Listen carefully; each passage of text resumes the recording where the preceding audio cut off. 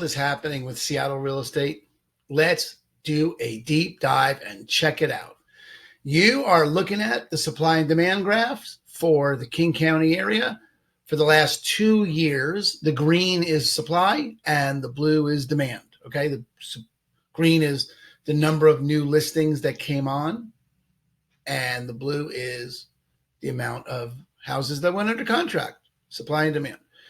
Couple things you can see overall. If you look at the last 2 years, you can see it actually more clearly if we show you 3 years. Let's just go back 3 years real quick and check that out. Yeah. So if you look at the last 3 years, you can see the trend in the greens going down, that there's less inventory than there has been any time in the last 3 years.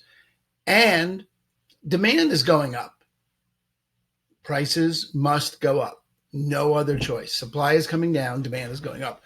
Looking at it historically over the last 3 years. Now, if we just look at the last year to get a clearer picture of it, let's just look at the last 2 years. You can begin to see something where we made it past last year's high in inventory. The beginning of the pandemic was we reached 3,400 homes, new listings, and 36 this year. So we just passed the peak, but pretty much this year modeled last year. Not a radical difference between the two. Slight increase in supply, slight increase in demand. Now, if you look at the last few months, I want to look at the last few months to just sort of get a sense of where things are trending and how things have been going. And I got this new toy, this new way of looking at the data. And this is for the median days on market in Seattle over the last year. The dotted line is the last 7 days, and the solid line is the last 90 days. All right. So you can begin to see the 7-day average versus the 90-day average. I want to just look at if this is this is the last 3 years. So let's just look at the last year. Let's look at what happened since the beginning of this year. Here we go. Come on, little buddy. Come all the way out. Okay. So this is through last week. This is what happened this year. All right. Median days on market. You can see median days on market went crashing through the 90-day average in January. And meaning market started really heating up in January. Things started really flying off the market in January. Okay. Then things sort of leveled out towards the summer. And then if you were paying attention to these updates, I was telling you this is probably the best time to be in the market as a buyer, that they slowed down a little bit. Now, I say slow down. That's going from white hot to red hot. Okay. It's not a radical difference. Really, you're talking about median days being 21 days on market in a 7-day average. But things did on average slow down a little bit in July, August. And then what just happened here at the beginning of September, the 7-day took a dip under the 90 days, meaning the market started heating up again. Things started going faster again. And I'm working with buyers, and I can tell you things have started going faster again for new houses on the market. If you do the same sort of thing for the median price in the market, same time frame, you can see right when that thing took a dive, prices went up, 7-day average. Then little choppy here through the summer, right? And now you got prices increasing again over the 90-day average. So the more recent data indicates that we are on an uptrend in terms of pricing and a downtrend in terms of median days, which means right now it is harder for buyers and easier for sellers than it has been earlier in the summer. I'm telling you, you guys think, oh, the summer's the best time to sell. No, the summer is not the best time to sell. Best time to sell is either very early in the year or very late in the year. And you'll see it as this thing plays out. That's historically the way it goes. Now, will it go that way this year? I don't know, but it certainly is going that way now. Okay. So you got things increasing in price again, flying off the market again, easier for sellers, harder for buyers in Seattle, in the King County area. So if you have questions about your specific situation, you want to know more about what you should sell your house for or how easy it would be to buy in a particular area, That's what I'm here for. Give me a call, press like. You can actually, I'm going to throw the link to these charts in the notes for the video, and you can subscribe to this, and then you can choose your area to subscribe to and get weekly or monthly or quarterly updates as to the price trends. These are really cool graphs. Gives you a lot of different information. Pretty happy with this service. So feel free to subscribe to the YouTube, subscribe to this chart, whatever you need. Let me know what I can do for you. Aaron Hendon with Christine and Company over at eXp Realty. Talk to you soon.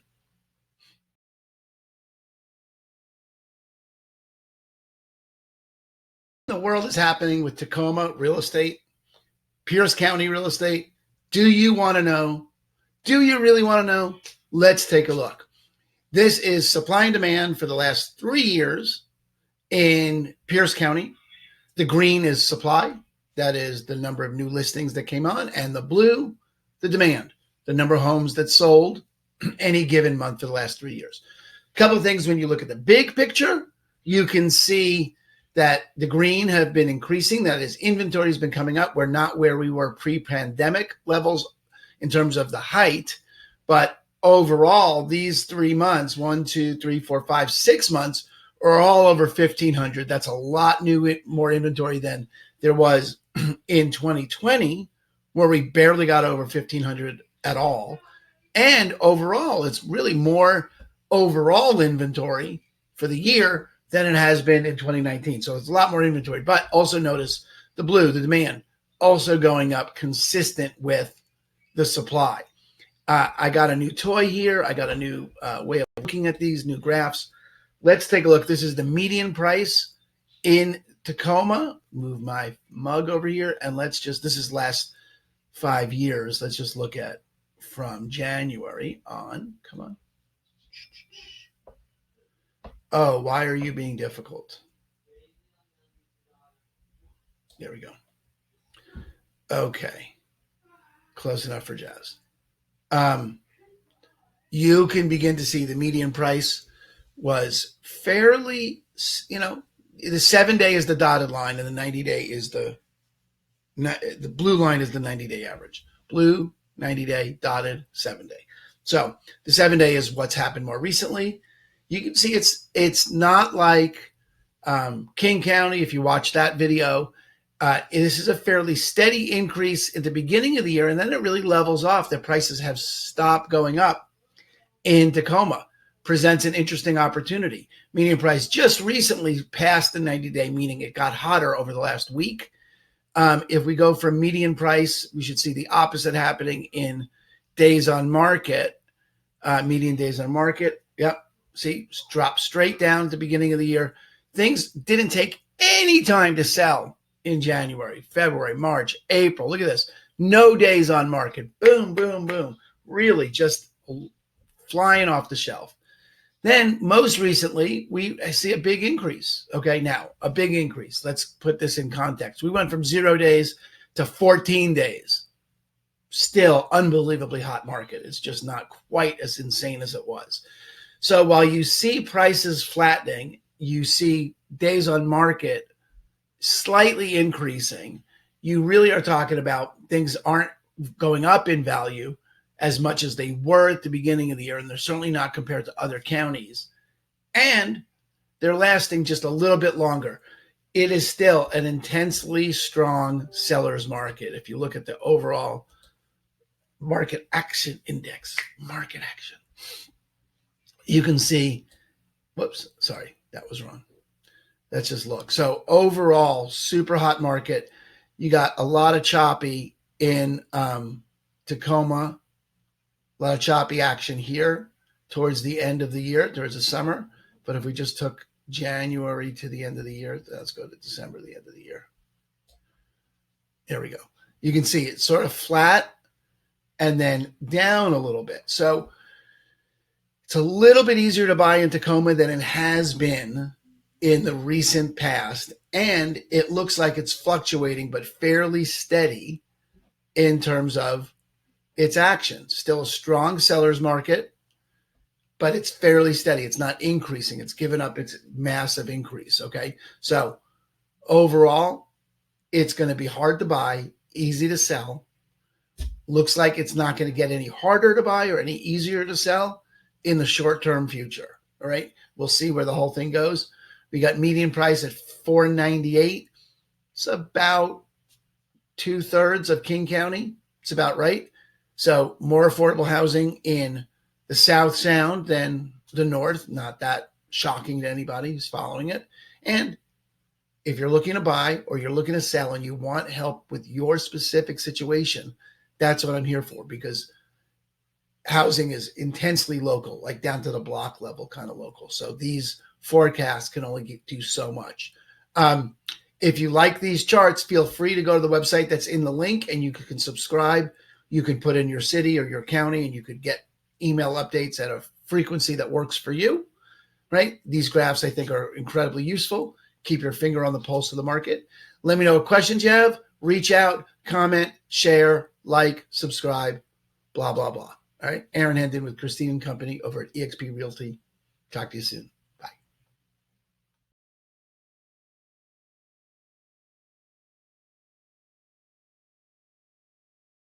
The world's happening with Bainbridge and Kitsap real estate. Let's check it out. So this is the averages of Kitsap supply and demand. All right. This is overall everywhere in Kitsap County, including Bainbridge. And what you see is the green is the supply and the blue is the demand. Green is the number of new listings that came on, and the blue is the number that went under contract. All right, supply and demand. You can see a couple things right away that the supply in Kitsap has reached pretty much pre-pandemic levels this year. In other words, if you look, this is your pandemic year, 2020. We outstripped that. We really did hit the same thing we had in 2019. If we went further out in time, go from 2 years to 3 years out, watch what happens, besides the graph changing. You can really see that while we didn't hit 2018 levels, you really are close to 2019. 2018 was a banner year for inventory. But at the same time, demand has increased overall too. So we haven't made up for this massive discrepancy between supply and demand in Kitsap since the pandemic. But overall, it's been easier to buy this year than last year in Kitsap. If you want to take a deeper dive down into the Bainbridge world, this is a different kind of graph. This is just a median price graph over the last 5 years. Let's just take a look at the last year. See what it shows us over the last year. Median price. You can see that it's been fairly flat on Bainbridge. All right. You get some variation over 7-day averages. And in fact, the 7-day is below the 90-day. So prices are coming down on Bainbridge in the short term. Overall, you're still looking at 1.4 as a median price, but in the short term, they're coming down. If we look at the days on market, let's look at median days on market. You can see median days on market have pretty much leveled off all summer. It's been a really constant world of no days on market. Okay, what is this? 3 days on market? Yeah, 7 days on market, 10 days on market. Very fast market. So don't get fooled just because prices are flat. What it indicates more than anything is that there's a limit to what buyers can afford, but there's still a very huge cap on inventory. So houses are going to continue to go fast, just not an ever escalating price. All right. If you look at the overall market condition, the market action index, you can see it's a very heavy seller's market, a little bit more so this month than last month, meaning houses are still flying off the market. Okay.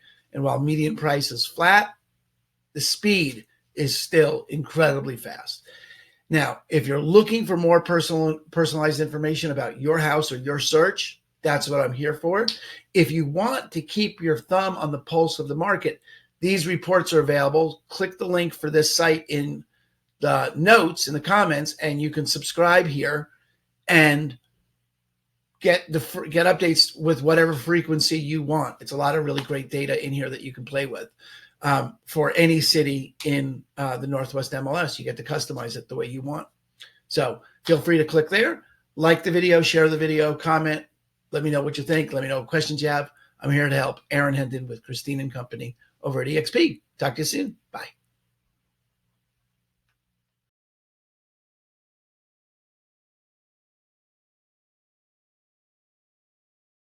What in the world is happening with Vashon Real Estate? Man, check this out. You're looking at the supply and demand graph for the last 3 years on Vashon. The green is supply, new listings that came on during any given month. And the blue is the demand, houses that sold in any given month. And notice how the blue gobbles up the green over the last 3 years. It's unmistakable. There's no inventory on Vashon. Less inventory this year than last, and even the pandemic year, right, in terms of a peak. And demand is as high, if not higher. You know, if you broke this down and just looked at the last 2 years, so you get some context, you'll see that overall, you're looking at, I mean, while there was a brief moment, if you were shopping on Vashon, you noticed this, a brief moment of respite in August where there were way more listings than buyers. They got sucked up in September. All right. And the buyers, I mean, you know, the listings barely beat 2020 and are nothing like 2019.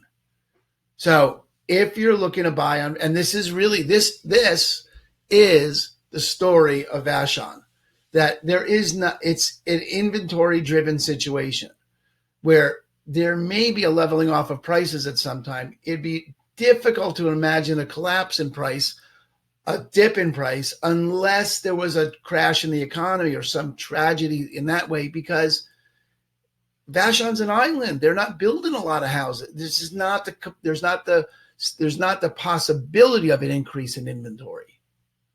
There's just not any way to put meaningfully more inventory on Vashon.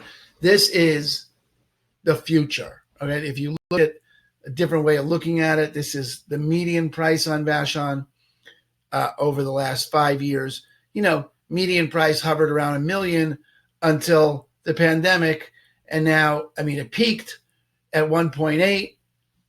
Now we're at 1. The 7-day average is 1.3. So we're over $1 million median price.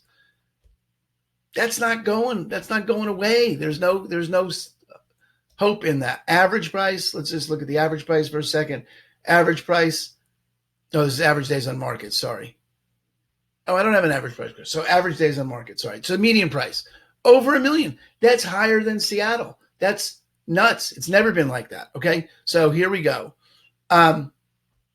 The average days on market, let's just look at this year, show you what this year's look like for average days on market. Come on, buddy. There we go.